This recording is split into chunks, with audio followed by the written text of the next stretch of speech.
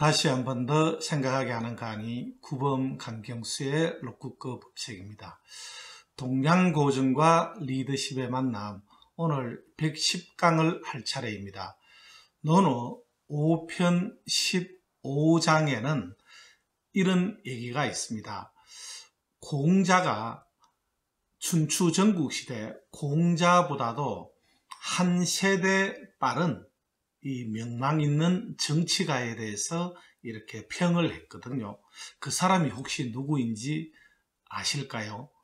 그 사람에 대해서 네이버에서 제가 퍼왔는데요. 이렇게 적혀 있었습니다. 한번 들어보시길 바라겠습니다. 그가 재상이 되어 개혁 정치를 추진한 결과 1년 만에 더벅머리 아이들이 버릇없이 까부는 일이 없어졌고, 노인들이 무거운 짐을 들고 다니지 않아도 되었으며, 어린 아이들이 밭갈이 등 중노동에 동원되지 않게 되었다. 2년째가 되자 시장에서 물건값을 속이는 일이 없어졌고, 3년째가 되자 밤에 문을 잠그지 않아도 괜찮았고, 길에 떨어진 물건을 줍는 사람이 없었다. 4년이 지나자 밭 갈던 농기구를 그대로 놓아둔 채 집에 돌아와도 아무 일이 없었다.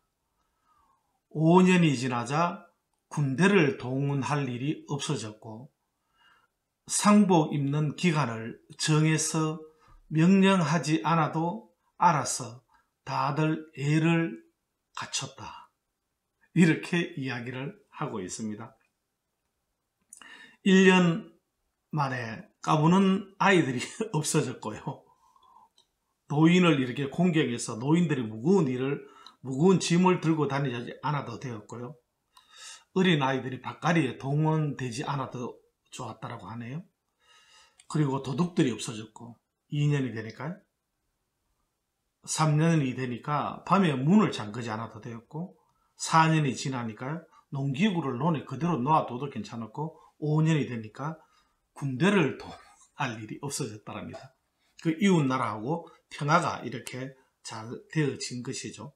실제로 이 나라는 당시에 작은 나라였지만은 외교를 잘 해가지고 나라가 크게 위태롭지 않았거든요. 그렇게 하면서 당시에도 이렇게 이게 상례를 갖추는 것이 중요했을 텐데 그렇지 않았던 사람들도 많았던가 보죠. 상복 입는 기간을 정해서 명령하지 않아도 다들 애를 잘 갖췄다라고 하거든요. 혹시 누구일까요? 누구일까요? 이전에 진짜 이런 사람이 우리나라의 재상이면은 우리나라를 이끌고 나가는 그죠? 이 대통령이면 얼마나 좋겠습니까? 또는 우리 조직의 리더이면 얼마나 좋겠습니까? 어떻게 해가지고 이렇게 나라를 그죠? 안전하고 또 이게 태평스럽게 그렇게 만들 수 있을까요? 그 사람은 누구냐 하면은요, 정나라의 자산이라는 재상이었거든요. 그래서 자위 자산 이렇게 시작을 합니다. 5편 15장은요. 공자가 자산을 평하기를 자산은 4가지 군자의 도를 갖추고 있다 그랬어요. 그 4가지 군자의 도가 무엇인고 하면은 행기야 공하고 사상야 경한다 그랬어요. 행기는 뭐냐면 자신을 행한다라고 하는데 자신의 몸가짐은 그죠? 공손했고, 그리고 사상야 경하다 그랬어요. 상사를 섬기면은 사대주의 할 때 이 사자를 쓰지 않습니까? 큰 나라를 섬기는 것을 사대주의라고 하죠.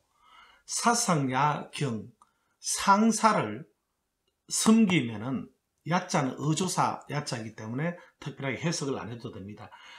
상사를 섬기면은 경했다라고 합니다. 공경했다는 걸 공경했다. 그리고 양민야해하고 사민야의했다 그래요. 뭐냐 하면은요, 백성을 기르면은 뭔가 양육하다, 기르는 것이지 않겠습니까? 백성을 기르면은 은혜로울 했자, 은혜롭고, 백성을 부리면은 의로웠다. 이렇게 그 자산을 평했거든요. 한 가지씩 좀 더 살펴보면 그죠. 자신의 몸가짐은 공손했다. 겸손하다는 거죠. 겸손하다는 거죠. 짐 콜린스의 조직 붕괴 그 빌 투 라스트에 보면은요, 조직 붕괴의 5가지 단계가 있는데 첫 번째가 리더의 교만함이거든요. 리더는 절대 겸손해야 되거든요. 모든 물은 어디로 갑니까? 바다로 가지 않습니까? 왜 바다로 가죠? 바다가 가장 낮은 곳에 있기 때문에 그렇거든요. 사람들은 어떤 사람한테 머무느냐? 겸손한 자에게 사람들이 머문다 그랬거든요. 그래서 사람들이 왜 내한테 머물지 않고 떠나가겠습니까? 겸손하지 않기 때문에 그런 거죠. 그래서 리더는 절대 겸손해야 된다는 거죠. 그래서 겸손하면 아무것도 잃을 것이 없다 그랬거든요.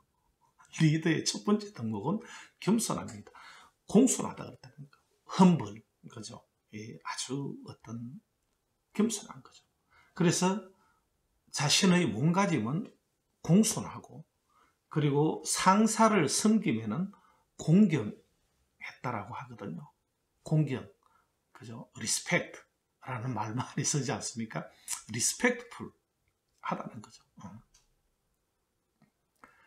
예나 지금이나 상사를 공경하는데 좋아하지 않을 부하를 좋아하지 않을 상사가 없고요. 또 상사를 공경하지 않고, 그죠? 이 조직의 질서랄까? 이런 것들이 바로 설 수가 없거든요. 질서가 바로 쓴다는 것은 어떤 조직이 한 방향으로 정렬이 된다는 뜻이거든요. 얼라인먼트라 그러죠. 조직이 얼라인먼트 한 방향으로 정렬이 안 되어지면 조직의 미션과 비전을 이룰 수가 없거든요. 그렇게 하기 위해서는 부하가 상사를 공경하지 않고 가능하겠습니까? 상사를 공경한다라고 하면서 슬리퍼를 신고 상사 앞에 서거나 그죠? 말을 함부로 하거나 이렇게 하면 되겠습니까? 하여튼 상사를 모시면 그죠? 상사를 모시면은 공격해야 된다. 공격했다는 거죠. 그 자사가요. 그리고 백성을 기르면은 은혜로웠다고 하거든요. 은혜롭다는 것은 뭡니까? 사랑이 있다는 거죠. 사랑이. 스베덴보리 얘기를 제가 가끔 한 것 같거든요.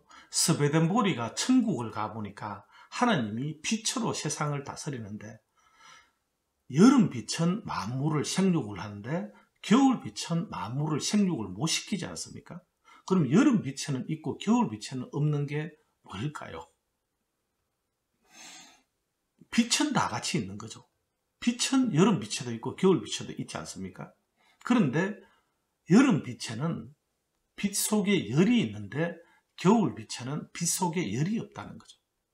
그래서 그 스베덴보리가 뭐라고 이야기하느냐? 빛은 지혜라 그랬어요. 지혜. 그런데 열은요, 사랑이라고 했거든요. 사랑이 있어야지 만물을 생육을 시킬 수가 있는 것이거든요. 아이들도 사랑을 받고 자란 아이하고 그렇지 않는 아이하고 표가 나지 않습니까? 그래서 백성을 기르면은 사랑이 있어야 된다. 사랑이 없이 어떻게 자식들을 제대로 키워내고 부하들을 제대로 키워낼 수 있겠습니까?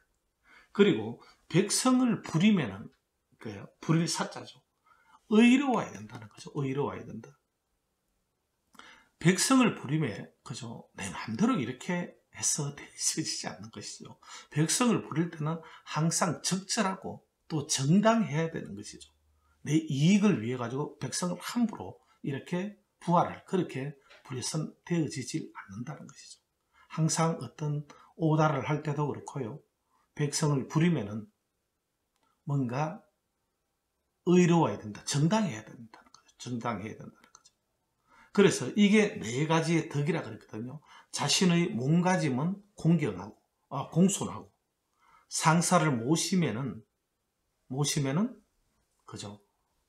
공경하고, 그리고 백성을 기르면은 은혜롭고, 백성을 부리면은 의로웠다. 자산을 그렇게 평가한 거죠.